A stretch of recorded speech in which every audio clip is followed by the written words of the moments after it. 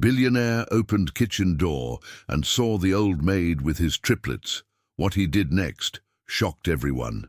The rain lashed against the bulletproof windows of the black limousine as it wound its way up the long, winding driveway of the Blackwood estate. Inside, the air was conditioned to a crisp, unfeeling chill, matching the temperament of the man sitting in the back seat. Ethan Blackwood, at 35 years old, possessed a fortune that could buy entire countries, yet his face was a mask of perpetual frozen sorrow.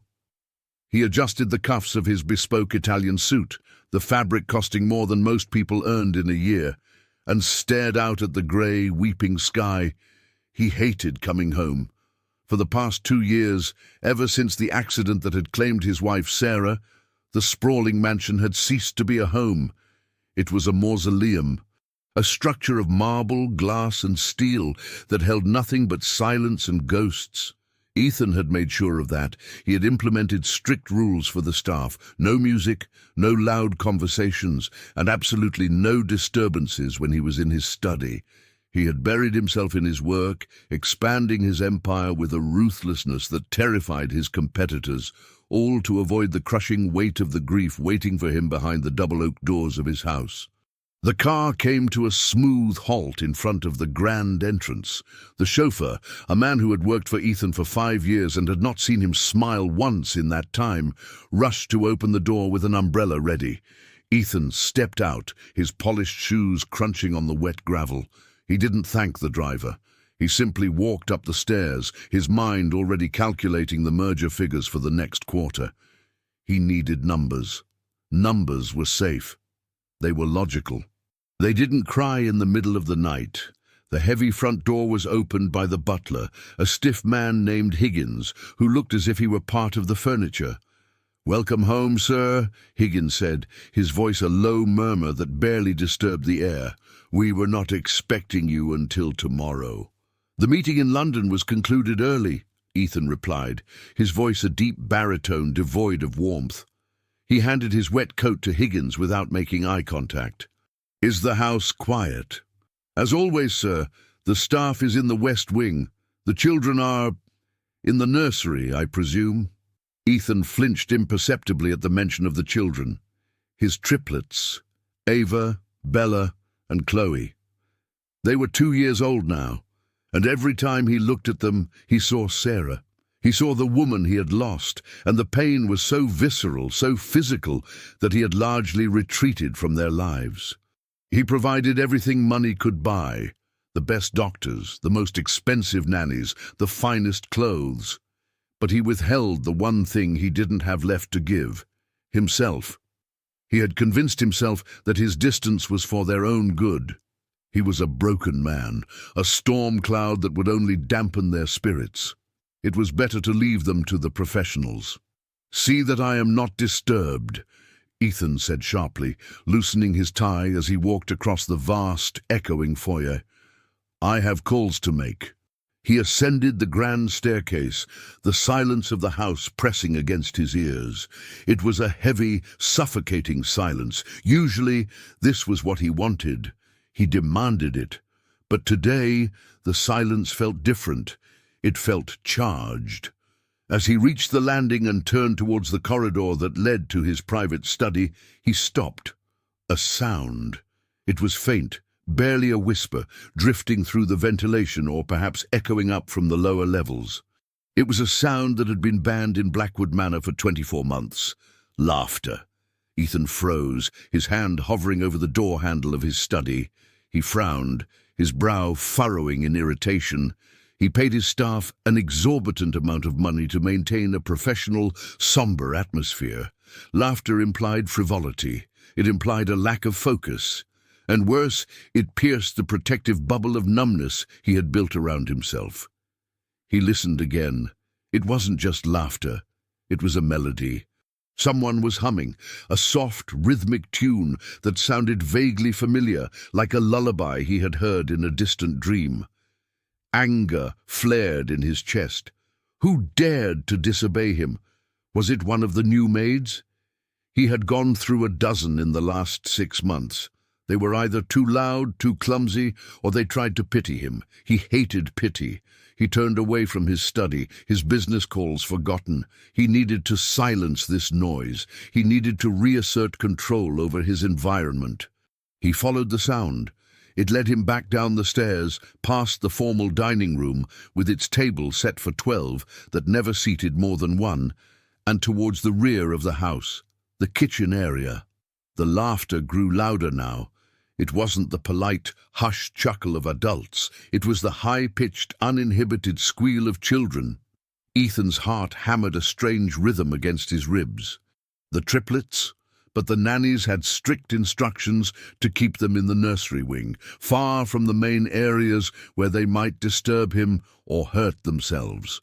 The head nanny, Ms. Grotter, was a stern woman with a dossier of certifications who believed in strict schedules and minimal overstimulation. She would never allow them to be running amok in the kitchen. He reached the long hallway that led to the kitchen. The smell hit him first. It wasn't the sterile scent of lemon polish that usually permeated the house. It was warm, sweet, vanilla, and baked dough. It smelled like a home. Ethan's jaw tightened. He walked faster, his footsteps silent on the expensive rugs. He prepared the words in his head. He would fire whoever was responsible. He would demand an explanation for this breach of protocol. The kitchen was a place for the chef and the staff, not a playground. It was dangerous. It was chaotic. He reached the double swinging doors of the kitchen. The humming was clear now, a beautiful, soulful voice singing a song about sunshine and rain, and accompanied by it, the distinct sound of small hands clapping. Ethan felt a surge of indignation. They were turning his house into a circus. He reached out, his hand gripping the cold brass handle of the door. He was ready to shout. He was ready to demand silence. He was ready to be the cold, unfeeling billionaire everyone feared. He pushed the door open. The door swung inward, and the angry words died in Ethan's throat, choked off by a scene so visually arresting, so fundamentally contradictory to his grey existence, that his brain struggled to process it. The kitchen, usually a pristine laboratory of stainless steel and white marble, was bathed in the golden, syrupy light of the setting sun.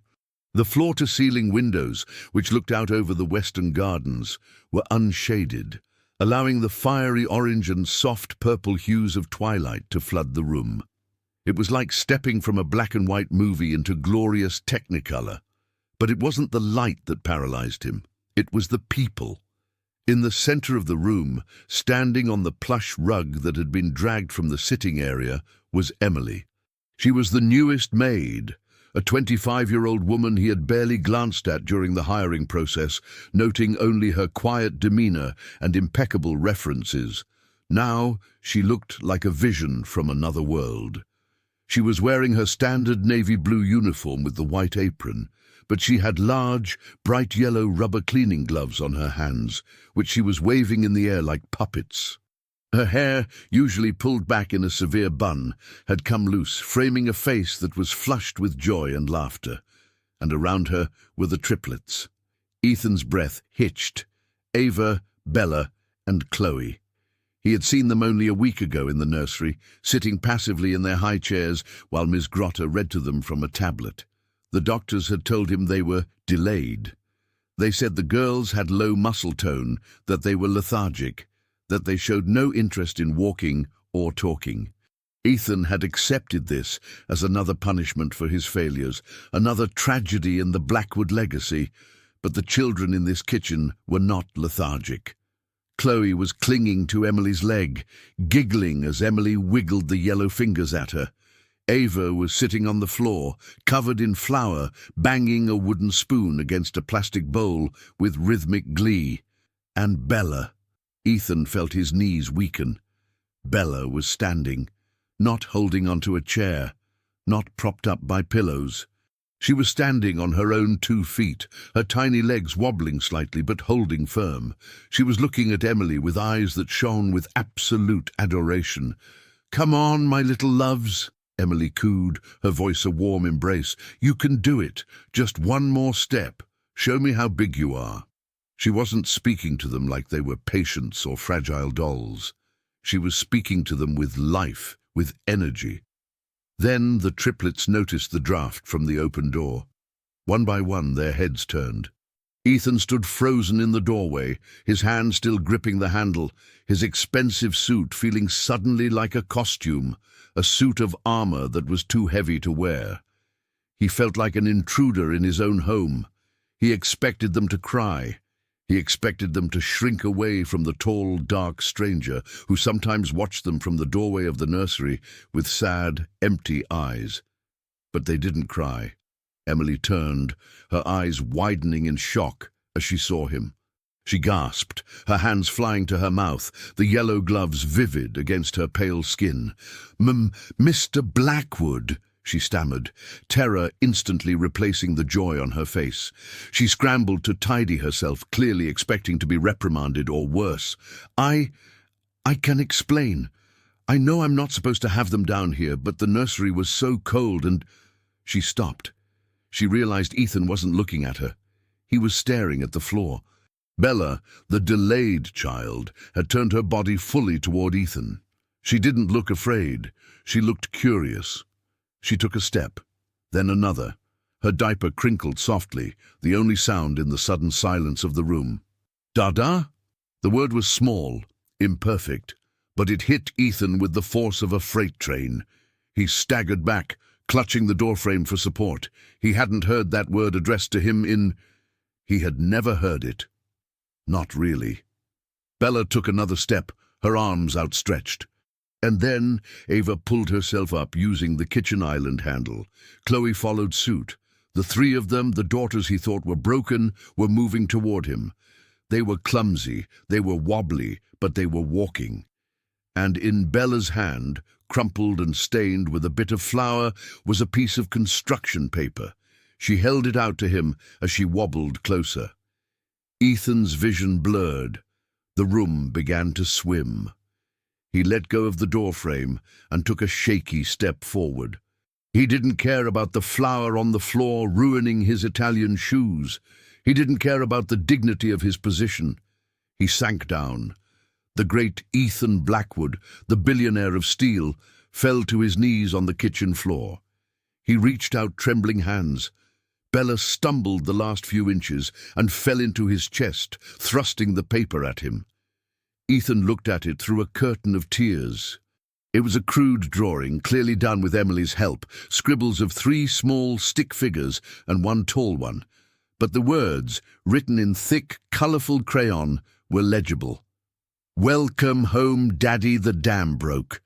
A sob, raw and guttural, ripped itself from Ethan's throat. It was a sound of agony and ecstasy intertwined.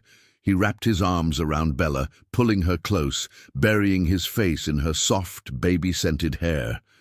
Ava and Chloe, sensing the shift in energy, didn't cry.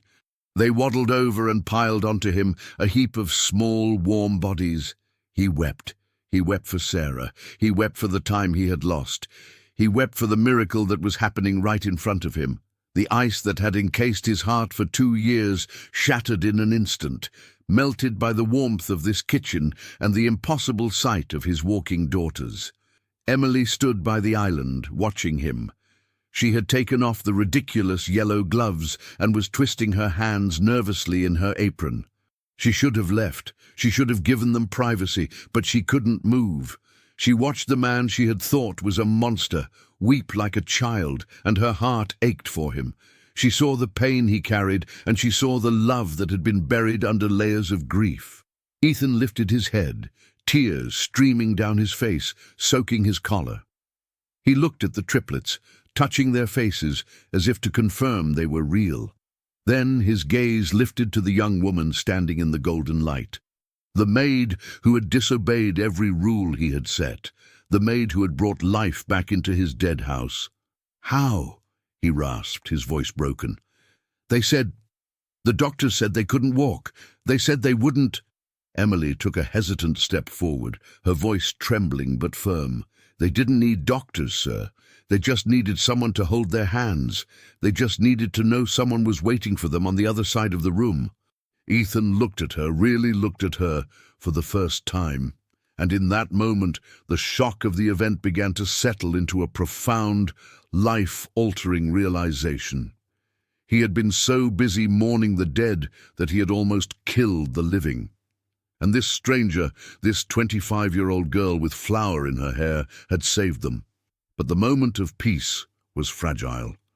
From the hallway behind Ethan, the sharp, rapid clicking of high heels approached like gunfire. "Mr.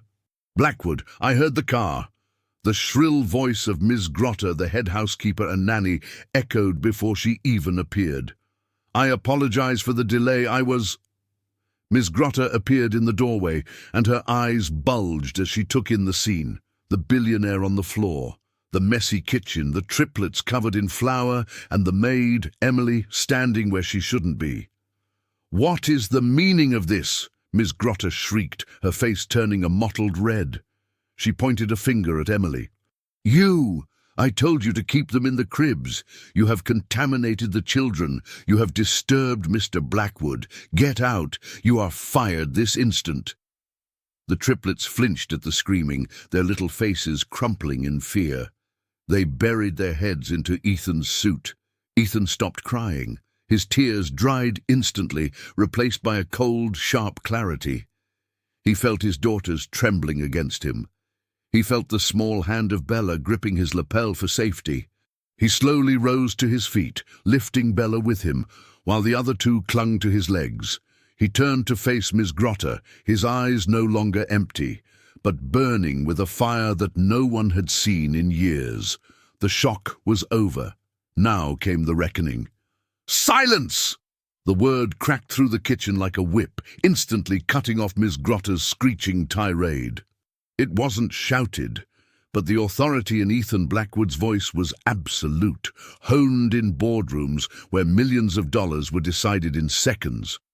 The room fell into a terrified stillness, save for the soft, hiccuping whimpers of the triplets, who were now clinging to Ethan's legs and chest as if he were a life raft in a storm.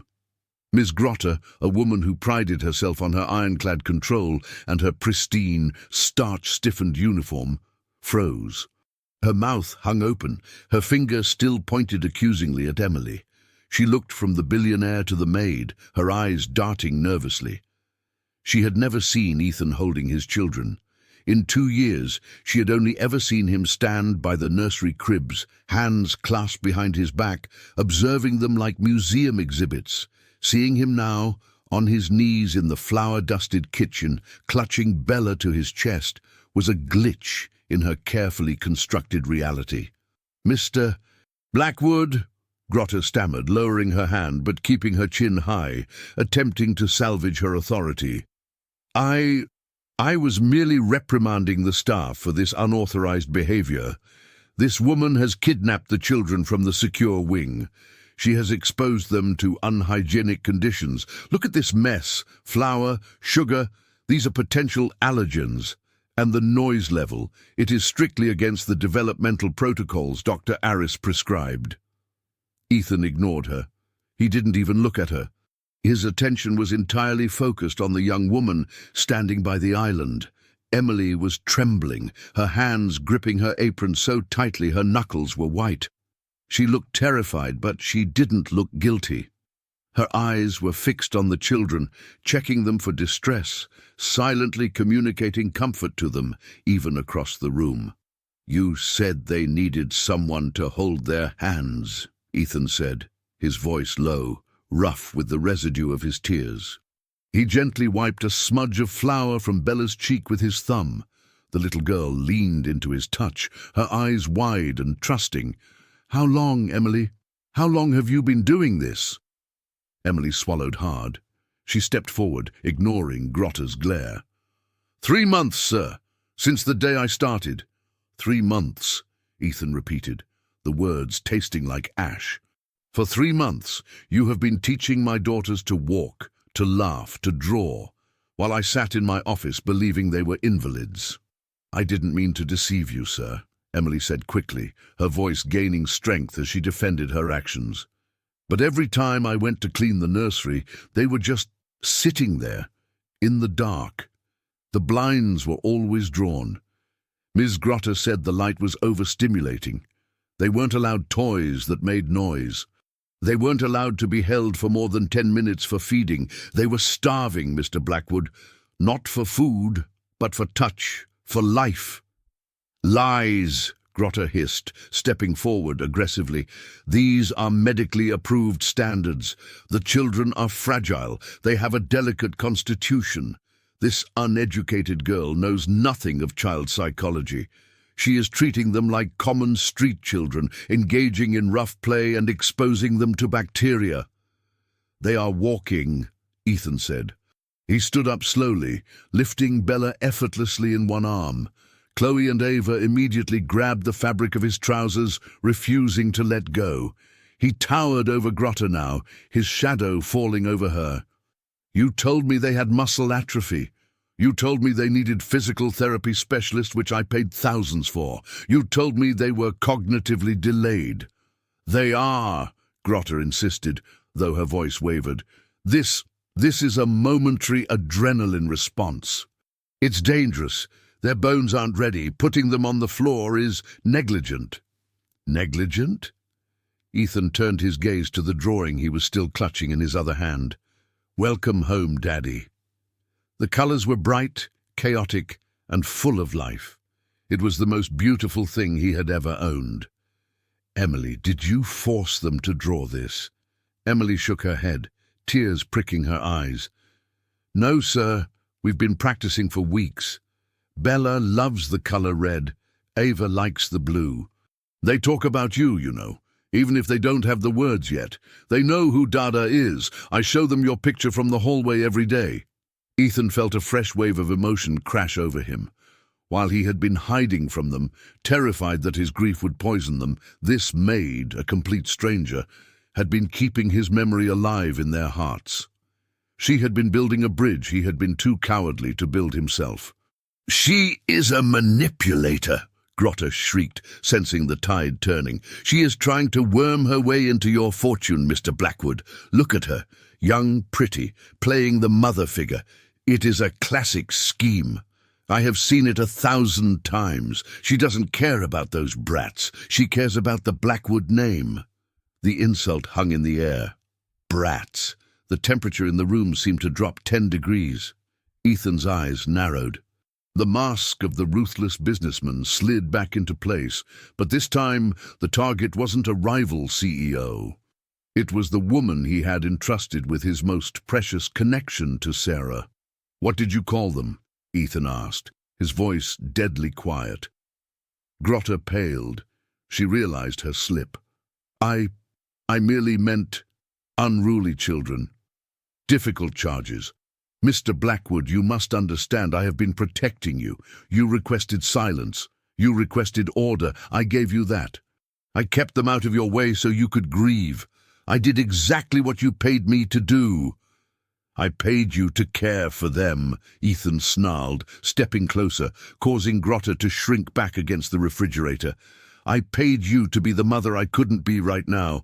Instead, you turned my home into a prison and my daughters into patients. He looked down at Bella in his arms. She was watching Grotter with undisguised fear. She buried her face in Ethan's neck, whimpering. That reaction told him more than any report or camera footage ever could. His children were afraid of the woman who raised them. Emily, Ethan said, not looking away from Grotter. Yes, sir. Take the children. Take them to the living room. Turn on the television. Put on cartoons, loud ones.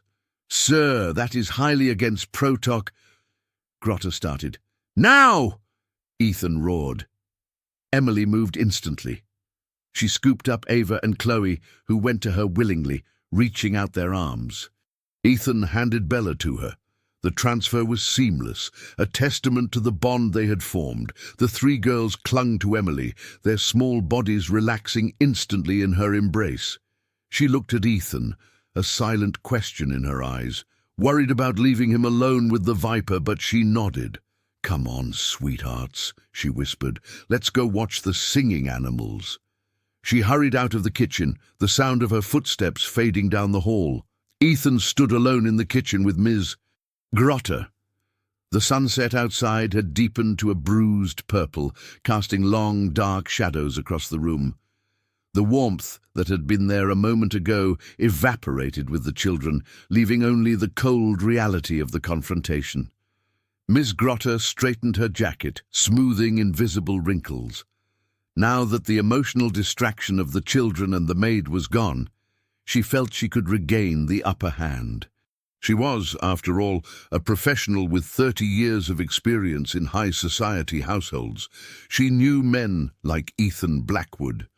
They were powerful, yes, but they were also clueless about domestic affairs. They could be bullied with jargon and regulations. "Mr. Blackwood," she began, her tone shifting to a patronizing calm, "I understand you are emotional.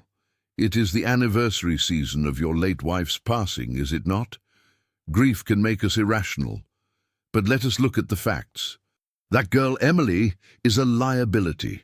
I found her background check questionable from the start. She has no formal certification in early childhood development. She was hired as a junior cleaning maid, nothing more.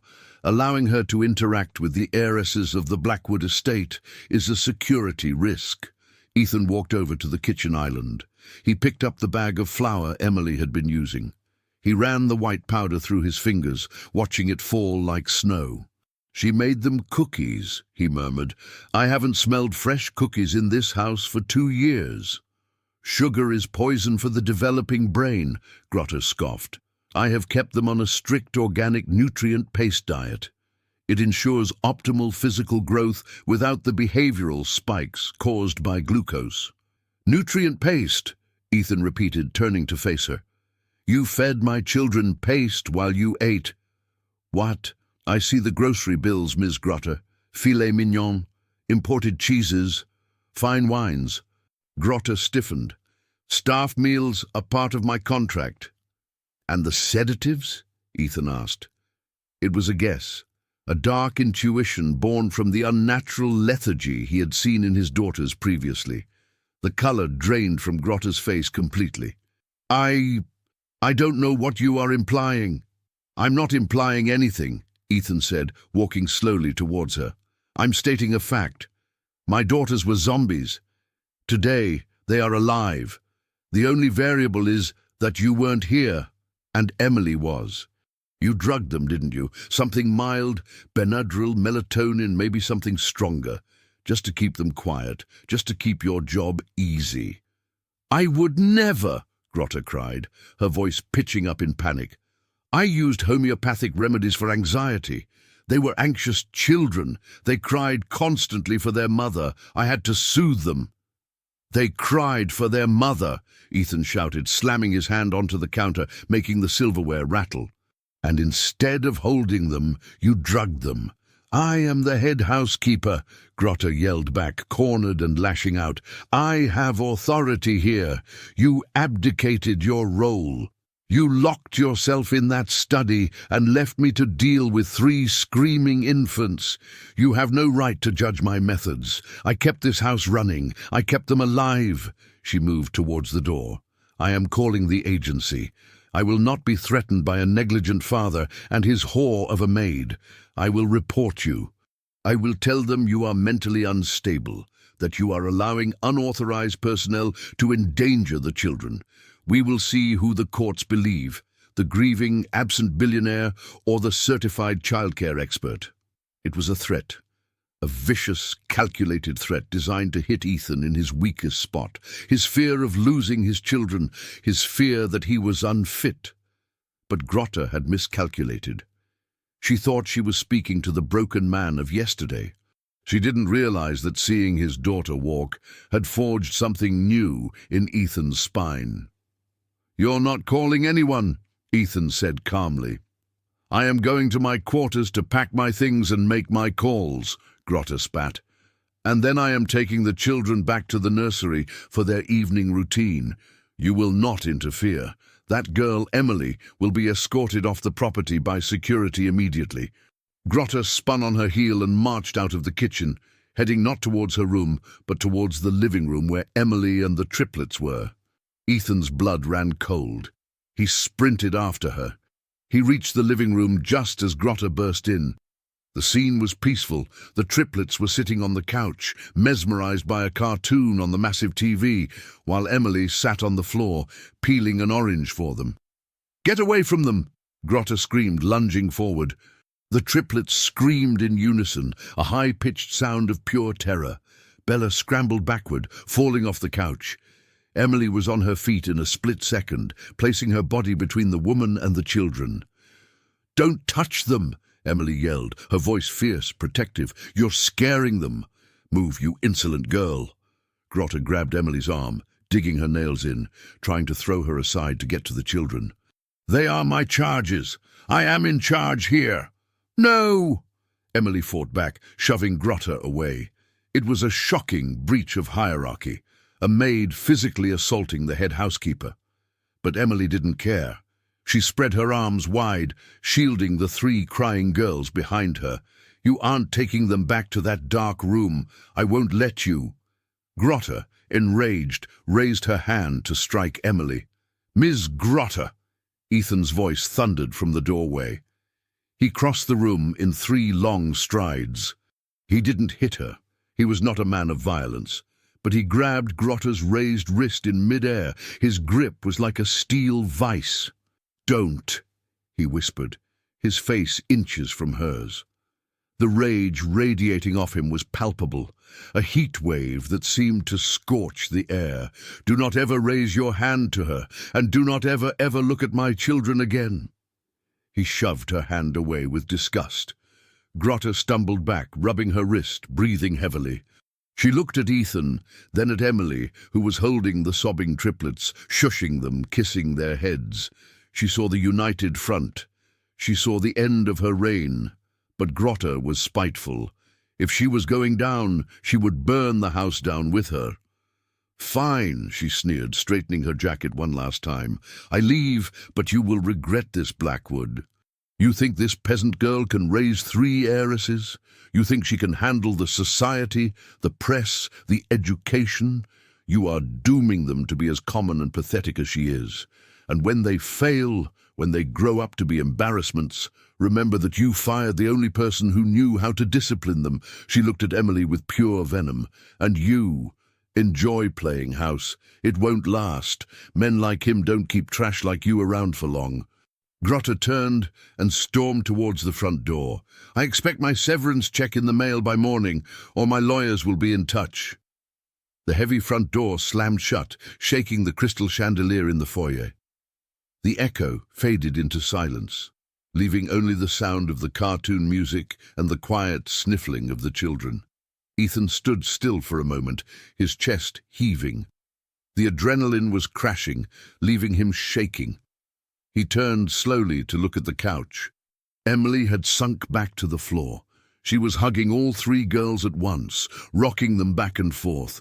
"It's okay," she was whispering. "The bad witch is gone. She's gone. She can't hurt you." Ethan watched them. He saw how Bella's hand was gripping Emily's shirt. He saw how Chloe had her thumb in her mouth, her head on Emily's shoulder. He saw the undeniable truth that had been hidden from him for so long. He took a step towards them. Emily looked up. Her hair was messy, her apron was torn slightly at the shoulder from Grotta's grab, and she was crying. But she didn't look away. Is she really gone?" Emily asked, her voice small. "Yes," Ethan said. He walked over and sat down on the expensive rug next to them. He didn't care about the suit. He didn't care about anything else. "She is never coming back." He looked at Emily. "You fought for them." "I love them," Emily said simply, as if it were the most obvious thing in the world. "I couldn't let her take them." Ethan looked at his hands. "I should have known. I should have been here." "You're here now," Emily said softly. She shifted slightly, opening the circle of her arms so that the children could see him. "Look, girls, Dada is here." Bella looked at Ethan. She sniffed, wiped her nose, and then crawled out of Emily's lap and into Ethan's. She curled up against his chest, exhausted from the crying. Ethan wrapped his arms around her, feeling the beat of her heart against his own. It was a moment of peace, but the reality of the situation was beginning to dawn on him. Grotta was gone. The nannies were gone. They were Grotta's team. The house staff was terrified. He was a billionaire CEO with 3 toddlers and no childcare. And he had just realized that the only person in the world who knew how to be a mother to his children was a 25-year-old cleaning maid who was technically not even qualified to be a nanny. He looked at Emily. He needed her, not just as a maid, not even just as a nanny. He needed her in a way he wasn't quite ready to admit yet. "Emily," he said, his voice serious. "Yes, sir? We need to talk about your future." The silence that settled over the living room was different now. It wasn't the heavy, suffocating silence of the mausoleum Blackwood Manor used to be. It was a peaceful silence, the kind that comes after a storm has washed the air clean. The television had been turned off. The triplets, exhausted by the emotional roller coaster of the afternoon, the joy of the kitchen, the terror of Grotta's screaming, and the comfort of being held, had all fallen asleep. They were a tangle of limbs on the oversized velvet sofa, with Bella's head resting on Chloe's stomach and Ava curled into a ball against the cushions. Ethan sat on the coffee table, facing the couch. He had discarded his suit jacket. His tie was undone, hanging loosely around his neck like a noose he had finally slipped. He watched them sleep, the rhythmic rise and fall of their chests, mesmerizing him. He felt like a man waking up from a 2-year coma, blinking in the harsh light of reality, realizing how much he had missed. Then he looked at Emily. She was sitting on the edge of the sofa, gently stroking Ava's hair. She looked exhausted. Her uniform was rumpled, flour still dusted her shoulder, and her eyes were red-rimmed. Yet, to Ethan, she looked like royalty. She possessed a quiet strength that shamed him. He, with his billions, had been powerless against his grief. She, with nothing but a minimum-wage job and a heart full of love, had saved his family. "You said we needed to talk about my future," Emily whispered, breaking the silence. She didn't look at him. She kept her eyes on the children, afraid that if she looked up, the spell would break and she would be escorted out by security. "I understand if you want me to leave, sir. I know I overstepped. I touched Ms. Grotta. I shouted. That's not professional." Ethan let out a short, dry laugh. "Professionalism is what almost destroyed my daughters, Emily. Ms. Grotta was professional. She followed every rule. And she was a monster." He leaned forward, resting his elbows on his knees, clasping his hands together. "I don't want you to leave. In fact, if you walked out that door right now, I think I would have to chase you down the driveway." Emily looked up then, her blue eyes wide with confusion. "Then, am I staying as the cleaning maid? I can try to do the nursery too, but it's a lot of work to—" "No," Ethan interrupted firmly. "You are done cleaning floors. You are done wearing that uniform. I am firing you." Emily flinched, her breath hitching. "Fired? I am firing you as a maid," Ethan clarified, his voice softening. "Because I cannot have the woman who is raising my children scrubbing toilets. It's an insult to you, and it's an insult to them." Ethan stood up and walked over to a side table where a landline phone sat. He picked up the receiver and dialed a number from memory. It was late, past 10 in the evening, but for the people Ethan Blackwood employed, time was irrelevant. "Get Edwards on the phone," Ethan commanded into the receiver. "I don't care if he's sleeping. Tell him to get to the manor immediately, and tell him to bring the custody papers and the employment contracts. The blank ones." He hung up and turned back to Emily.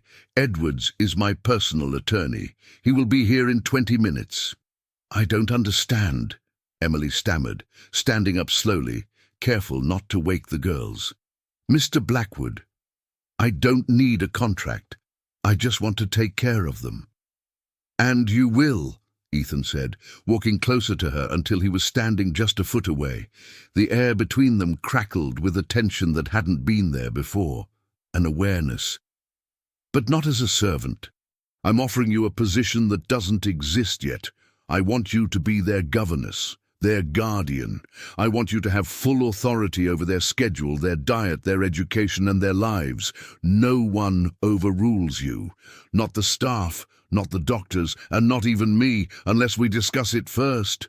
Emily was stunned. "Sir, I don't have a degree, I'm just—" "You are the only mother they know," Ethan said, his voice thick with emotion. "Degrees didn't make them walk, Emily. You did. I'm offering you a salary of $20,000 a month, full residence in the guest wing, not the servants' quarters, and a permanent place in this family." Emily gasped. "20,000, sir, that's impossible. That's too much." "It's not enough," Ethan replied intensely, "but it's a start. Will you accept?" Emily looked at the sleeping girls. She looked at the man standing before her, stripped of his arrogance, pleading with his eyes. She realized that he was just as lonely as the triplets had been. He needed saving just as much as they did. "Yes," she whispered, "I accept." The hours that followed were a blur of activity that shocked the remaining household staff. When Edwards the lawyer arrived looking disheveled and confused, he expected a crisis management meeting. Instead, he found his boss sitting on the floor of the living room, eating a sandwich Emily had made, while dictating terms that fundamentally restructured the hierarchy of the Blackwood estate. By midnight, it was done. Emily was legally the primary caretaker of the Blackwood heirs. Ms. Grotter's name was purged from every system and a restraining order was filed. But the real shock, the moment that would be whispered about in high society for years to come, happened the next morning. The sun rose over the estate, burning away the mist. In the dining room, the long mahogany table was set. Usually Ethan ate breakfast alone at the head of the table while reading the Financial Times.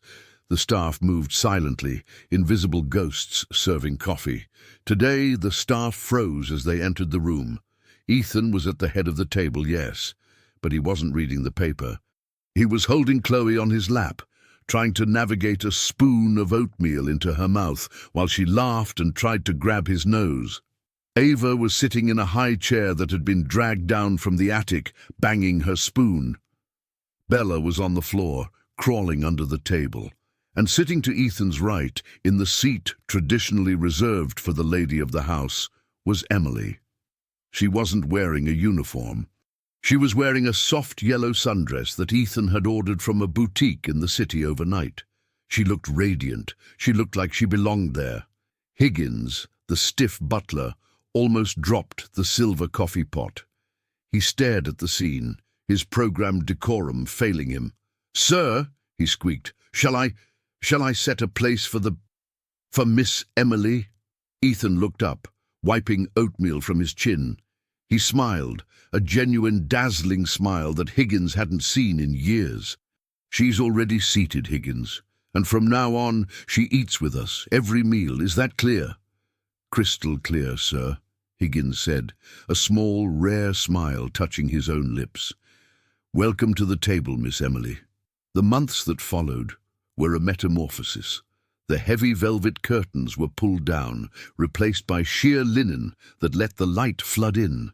The silence of the manor was replaced by the constant, chaotic soundtrack of childhood, running feet, cartoons, laughter, and occasionally crying that was quickly soothed. Ethan stopped working late. He started coming home at 4 p.m. He learned to change diapers. He learned that Bella hated peas but loved carrots. He learned that Ava was the brave one and Chloe was the sensitive one. He learned how to be a father. And through it all, there was Emily. She was the sun around which their little solar system revolved. She taught Ethan how to forgive himself. She taught him that it was okay to be happy again, that loving his daughters and laughing with Emily wasn't a betrayal of Sarah's memory, but a tribute to it. 6 months later, on a warm summer evening, the shocking decision reached its climax. They were in the garden. The triplets were chasing butterflies near the fountain, their laughter ringing like bells in the twilight. Ethan stood on the terrace with Emily, watching them. They were holding glasses of wine.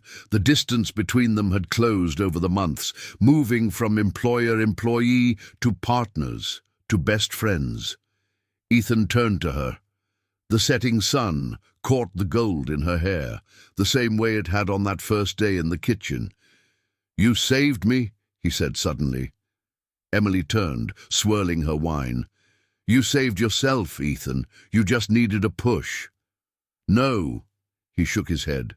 He set his glass down on the stone balustrade. He turned his body toward her, his expression intense. "I was dead. You brought me back. You brought this whole house back." He reached out and took her hand. His heart was hammering against his ribs, harder than it ever had during any business merger. "I don't want you to be just their governess anymore. I don't want you to be just the guardian." Emily's breath caught in her throat. "Ethan, I love you," he said. The words came out in a rush, terrified and liberating. "I think I fell in love with you the moment I opened that kitchen door and saw you in those ridiculous yellow gloves. I love how you love them. I love how you challenge me. I love you." He dropped to one knee.